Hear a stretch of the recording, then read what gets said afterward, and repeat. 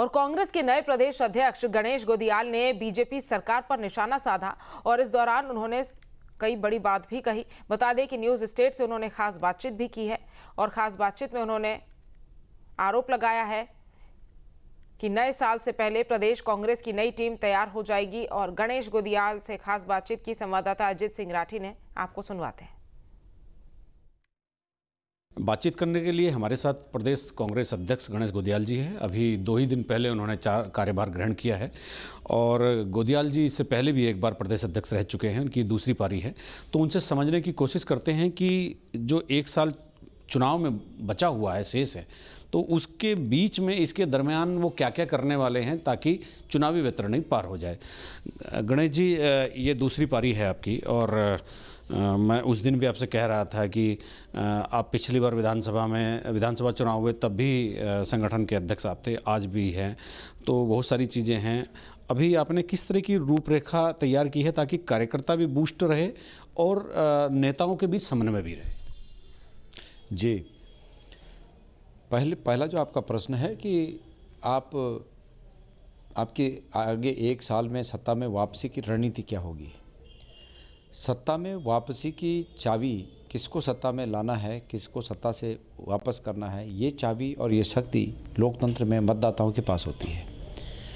तो मेरे पास सबसे पहला काम मैं जिसमें लगा हूँ वो ये है कि हम जनता का विश्वास अर्जित करें, जनता का विश्वास जीतें, मतदाताओं का विश्वास जीतें। मैं उसी काम में लगा हूँ और मेरा विश्वास है कि अगले 1 साल में, कल ही मैंने अपने साथियों के साथ ये बात कही कि मैं चाहता हूँ कि अगले 1 साल जिन क्षेत्रों में हम कमज़ोर हैं, मैं वहाँ स्वयं को झोंकना चाहता हूँ। और मैंने अपने साथियों से कहा कि आप नीचे मैदान में संभालिए, पास एक से एक अनुभवी नेता हैं, कुछ मैदान संभालेंगे, कुछ तराई संभालेंगे और मैं समझता हूँ कि अन्य साथियों के साथ मैं पहाड़ में संभालूँगा। तो मुझे लगता है कि हम सब लोग अलग अलग मोर्चों पर अपनी अपनी काबिलियत के अनुसार, अपनी अपनी स्वीकार्यता के अनुसार, अब सब जगह मेरी स्वीकार्यता थोड़ी होगी, कहीं मेरी होगी, कहीं हमारे दूसरे नेताओं की होगी, कहीं और तीसरे नेता की होगी। तो उन क्षेत्रों में उन सब नेताओं की स्वीकार्यता का उपयोग करते हुए हम ईमानदारी से जनता के विश्वास को जीतें और मेरा विश्वास है कि हम निश्चित रूप में जनता का विश्वास जीतेंगे और सरकार बनाएंगे। अभी पार्टी में प्रदेश स्तर पर तो जितने भी नेता लोग हैं वो सब मेरे से सीनियर ही हैं, हमारे बड़े नेता सब सीनियर ही हैं और ठीक है, कुछ मेरे से जूनियर भी होंगे, लेकिन मुझे लगता है कि सभी सीनियर नेताओं का इस बार पहले से ज़्यादा ये विश्वास है कि हम सत्ता में वापसी कर रहे हैं। और ये इसलिए है कि भारतीय जनता पार्टी का जो कुचक्र यहाँ पर चल रहा है, जो जन विरोधी काम उनके यहाँ पर चल रहे हैं और अतीत में कांग्रेस ने जो डिलीवर किया, उन दोनों के बीच तुलना के आधार पर हमारे सभी नेताओं को विश्वास हो रहा है, हमको भी विश्वास हो रहा है कि हम सत्ता में वापसी करेंगे। तो आपने जो संयोजन की बात की कि बड़े लेवल पे आपस में कोऑर्डिनेशन की कमी रहती है, मुझे लगता है कि ये इस बार नहीं होगा। मेरा जब मैं पहले 6 महीने के लिए बना तब भी और आज भी मेरी कार्यशैली ये है कि मैं पूरी तरह से हमारे सीनियर लोगों का रिस्पेक्ट करता हूँ और उस रिस्पेक्ट के चलते ये जो संभावना आपने जताई, ये संभावना नहीं दिखेगी, ऐसा मेरा विश्वास है। इस आज के दिनांक में अहम नाम की मुझ में कोई चीज़ नहीं, मेरा सेल्फ रिस्पेक्ट है, मैं अपने सेल्फ रिस्पेक्ट के साथ समझौता नहीं करता, लेकिन अहम नाम की चीज़ नहीं है। और मैं ये बात मानता हूँ कि मेरे से बड़ा स्थान हमारे बड़े नेताओं का है, तो मैं जब उनको अपने से बड़ा स्थान पर अपने मन में रखता हूँ तो फिर ये संयोजन में दिक्कत वाली कोई बात सामने नहीं आएगी। कि वोट चोरी का इश्यू अब आया, हम पहले से बोल रहे हैं, पर ये इश्यू अब हाईलाइट हुआ है राहुल जी के बोलने के बाद। तो ये भारतीय जनता पार्टी पहले से करती आ रही है। उत्तराखंड में भी ये जो आज सरकार है, ये नैतिक रूप से सत्ता में बने रहने लायक बिल्कुल नहीं है।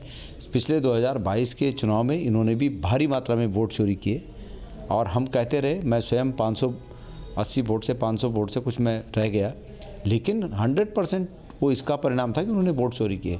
उन्होंने हमारे तमाम लोगों के मतदाता लिस्ट से नाम कटाए और मेरे विधानसभा क्षेत्र में 3000 लोगों के, हमारे वोटरों के नाम काटे गए और 5000 वोटर अन्य शहरों से लाए गए। तो ये वोट चोरी है। ये वोट चोरी के आधार पर आज ये सत्ता में बैठे हुए हैं। ये मैंने अभी शादियों का दौर है, नहीं तो मैं आज कल ही हमारे बड़े सब नेताओं को बुलाकर एक बैठक करने वाला था, लेकिन चूँकि शादियां हैं बहुत, सब लोग अपने अपने जो कमिटमेंट हैं, एंगेजमेंट्स हैं लोगों के शादियों में रहने के, उन पर सब व्यस्त हैं। इसलिए जैसे ही ये 25 तारीख बीतेगी हम लोग एक बैठक करेंगे और बैठक करने के बाद जल्दी इस काम को हम अंजाम देंगे। यानी ये साल ख़त्म होते होते नई टीम आ जाएगी? हाँ बिल्कुल, मैं ये उम्मीद करता हूँ कि दिसंबर तक हमारी नई टीम या जनवरी फर्स्ट वीक में हमारी टीम आ जाएगी। और नई टीम का मतलब ये नहीं है कि पुराने लोगों को काम नहीं लेना है, लेकिन पुराने लोगों के साथ साथ उसमें नयापन रहे, रीऑर्गेनाइज करें उसको, जो जहाँ पर उपयोगी है उसको स्थान दें, और तब जाके हम इसमें आगे बढ़ने की प्रयास करेंगे। जो आपने कहा कि कार्यकर्ताओं को बूस्ट करने के लिए ट्रेनिंग प्रोग्राम, वोट चोरी रोकने के लिए एक पूरी मॉनिटरिंग यूनिट, और इस तरह के सोशल मीडिया से संबंधित, रिसर्च से संबंधित अलग अलग यूनिटें बनाने का जो मेरा आइडिया है, उस आइडिया को हमारी कोर कमेटी में मैं रखूँगा। सहयोग कैमरामैन सोनी कुमार के साथ न्यूज स्टेट के लिए देहरादून से अजीत सिंह राठी। जहाँ भक्ति है हर शब्द में, कथाओं में छुपे हैं दिव्य रहस्य, और ज्योतिष देता है जीवन को दिशा। धर्म से जुड़ी हर बातों को जानने के लिए हमारे चैनल स्तुति को सब्सक्राइब करें। चैनल पर जाने के लिए इस लिंक पर क्लिक करें।